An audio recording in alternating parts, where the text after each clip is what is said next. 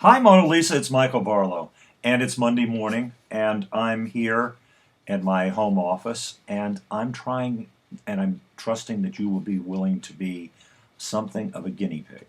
Because what I'm doing is I have been trained this weekend by the good people at the extension about using video more and more. I'm trying to see how flexible I can be about using the video and not having to have the blockage of having to type up every single story note when I'm giving you guys notes and lectures and material. And I'm trying to see how fast I can talk, how well I can talk, and how quickly I can go through material without it becoming annoying. What I'm going to do is I'm going to go through the 10 pages you submitted, which I liked quite a bit. And I'm going to give you general notes and some specific line notes. And then we could have the conversation further online as you send me back your responses online. I'll be posting this in the commentary. I'm going to try to be doing that. So it'll appear in the discussion forum for the first 10 pages. Rose-Colored Glasses is a terrific title. I also like the quote, some people like moths will do anything for love of a flame. You don't have to say that appears on a black backboard. Just have it be a quote in the text of the movie. And Favor is a very good song. I love the photo set. I would define Alan as a photographer, not as a cameraman, because we think of a photographer like Richard Avedon as a photographer. It's much more important, I think, to describe what he's doing and how he moves around her, how he's making a photograph, how he uses the camera. If you think of Blow Up, the classic British movie, that had an incredible sequence like this. And I think at the end of your first scene, I think you end up with a perfect image of Rose and Alan's response to it. You don't need to say, I'm going for sushi, want to come along, or any of that. When we pick her up in the streets, I love seeing her from Chad's POV. You don't have to describe her and then have the crash so much as you could describe him looking at her, she looks back at him. Let us see the car, the red light change, and let us feel the immediacy of the accident rather than having it the way you've written it. It's just a very easy way to rewrite that scene. When characters like Chad, Taylor, and Jesse appear, I'm on page 3 right now, use caps the first time they appear. It's just the way screenplays are done. And when I get to, I wonder, how has Jessie seen Alan? How does she know there's something mysterious about him? Just a thought. Esther is a great potential obstacle. It's a little bit like, the classic melodrama, The Wife, in a Hitchcock movie, and Strangers on a Train or something like that, or God knows in the Shelley Winters character in the famous George Stevens movie with Montgomery Clift and Elizabeth Taylor. I'm going to do that a lot if I'm doing this, where I'm trying to think of names in movies.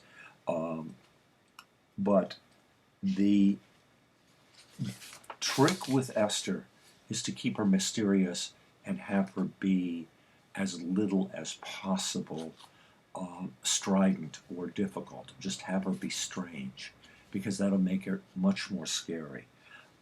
There's wonderful stuff if you ever read anything about the life of Raymond Chandler. He married a much older woman, and she became very, very ill, and his whole life dealing with her was very strange and very, very touching, as well as scary. To have Esther say, I bet you're doing it with one of your models, I don't blame you, is too much on the nose. It just feels like it's too much on the nose.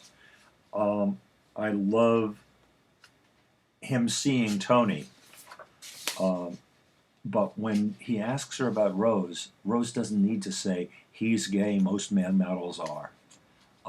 She can be much more cool than that, because it's that world. On page 7, when Alan is asking Rose, how did you get into modeling?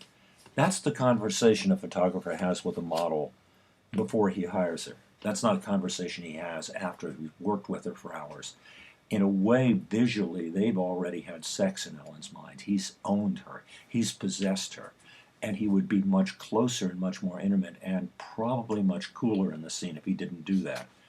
I absolutely love, and I think the more sophisticated Alan is and the more Bob Fosse he is, the better it is to see him go to the hot yoga class and fall apart. I think that's just great visual storytelling and part of continued invention. You're doing things really, really in unpredictable ways. And on page 9, I worry about the scene with the doctor. I'm not sure that you need to have really. I worry that the conversation about too many amputations could be a bad joke. And I also wonder whether you have to have the hotel scene or more rather than just something eerie and something small about I'm going to lose my other foot, which could be scary and make us feel that Alan is both trapped and has to be merciless. And then going on the rest of the pages, watch out for Rose saying things like guys don't usually marry older women.